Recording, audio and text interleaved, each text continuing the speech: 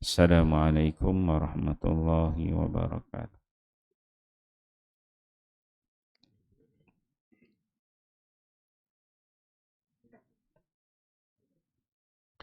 Bab kalimah tayyibah, beriman kepada perkara yang gaib.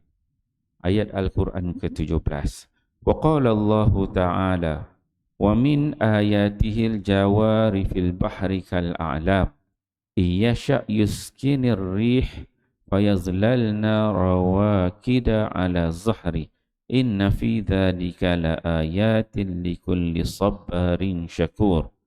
Au yubiqhunna bima kasabu wa ya'fu an kathir. Asy-Syura ayat 32 hingga 34. Allah Subhanahu wa taala berfirman, dan antara tanda-tanda kekuasaannya ialah kapal-kapal yang besar tinggi seperti gunung, berlayar laju merempuh lautan. Jika dia kehendaki, dia menghentikan tiupan angin, maka tinggallah kapal-kapal itu terapung-apung di muka lautan. Sesungguhnya yang demikian mengandungi tanda-tanda yang besar pengajarannya bagi setiap orang mukmin yang bersikap sabar lagi sentiasa bersyukur. Atau jika dia kehendaki, dia binasakan kapal-kapal itu disebabkan dosa-dosa yang dilakukan oleh penumpang-penumpangnya. Lalu sesetengahnya dibiarkan mati lemas dan sesetengah diselamatkan dengan cara dia memaafkan sebahagian besar daripada dosa-dosa mereka. Asy-Syura ayat 32 hingga 34. Alhamdulillah tuan-tuan, pagi ini kita membaca satu ayat Al-Quran daripada surah Asy-Syura, dua ayat Al-Quran daripada surah Asy-Syura ayat 32 hingga 34 dalam surah Asy-Syura bagi tajuk di bawah bab kalimah tayyibah, iaitu beriman kepada perkara yang gaib. Dalam ayat ini Allah Subhanahu wa taala ingin mengajar kepada kita bagaimana kita nak beriman kepada Allah Subhanahu wa taala, yang mana beriman merupakan kepercayaan yang percaya itu berada di dalam diri kita, yang mana Allah Subhanahu wa taala sifatnya gaib, tidak dapat kita lihat. Bagaimana nak melahirkan kepercayaan di dalam hati kita kepada Allah sedangkan Allah itu tidak dapat kita lihat? Maka dalam ayat Al-Quran surah Asy-Syura ayat 32 hingga 34 ini Allah Subhanahu wa taala memberikan beberapa contoh sampel kepada kita agar dengan tersebut kita dapat beriman. Maka kata Allah, wa min ayatihi, dan di antara tanda-tanda kekuasaannya. Bagaimana kita nak mengenali Allah adalah dengan cara kita melihat kepada tanda-tanda kekuasaan Allah Subhanahu wa taala.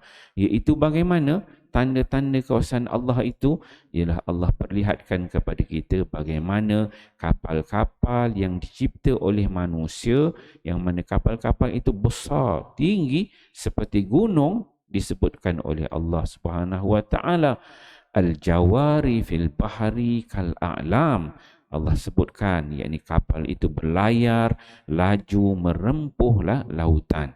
Maka kata Allah, kapal yang nampak hebat, yang besar, yang berlayar di lautan itu kata Allah, iyasya yuskinirih. Kata Allah, jika yakni Allah kehendaki, Allah akan menghentikan tiupan angin yang berada di laut itu, maka kapal yang besar yang berlayar dengan laju itu, maka dia akan terapung-apung di muka bumi, di atas laut itu. Kerana apa? Kerana apabila telah angin berhenti, kapal itu tidak dapat bergerak lagi di dalam laut.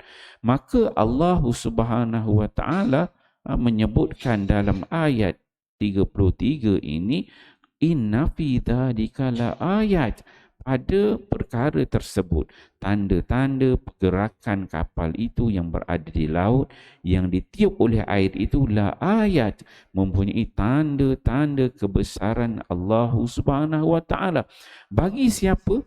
Allah sebut dalam ayat ini dua golongan manusia yang akan mengambil pelajaran daripada ayat tersebut.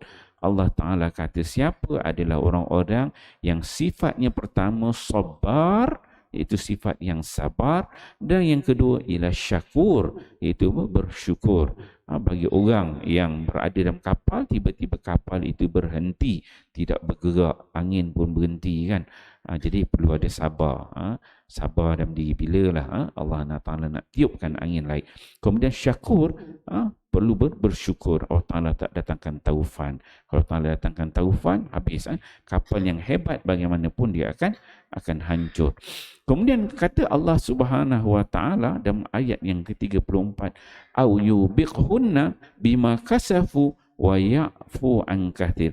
Atau yakni Allah Subhanahu Wa Ta'ala boleh sahaja dia membinasakan kapal-kapal itu bima kasabu, disebabkan kezaliman yang dilakukan oleh penumpang-penumpangnya, wa ya'fu an kasir, dan juga dia yakni Allah juga boleh memaafkan sebahagian besar daripada dosa mereka bagi menyelamatkan mereka. InsyaAllah tuan-tuan mulia, bila kita baca ayat ini, ayat 32 hingga 34 surah Asy-Syura ini memberi kita pengajaran bagaimana kita nak memahami tanda-tanda kebesaran Allah Subhanahu Wa Ta'ala, sekaligus membina keimanan kita bagaimana untuk kita percaya kepada Allah yang sifatnya ghaib.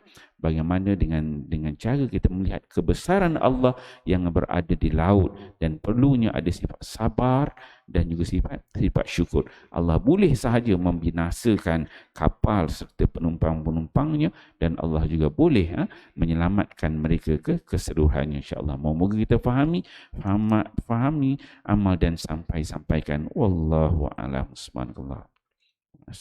Illal ladzina amanu. Sallallahu ala Muhammad, sallallahu alaihi wasallam, sallallahu ala Muhammad, sallallahu alaihi wasallam.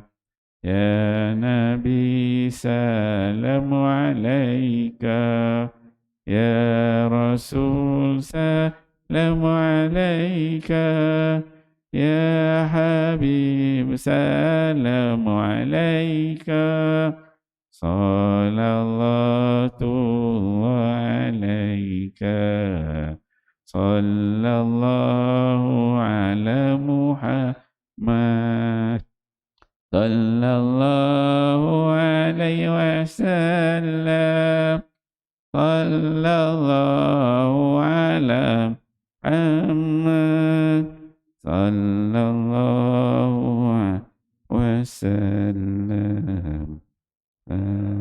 Bisa nama alaika.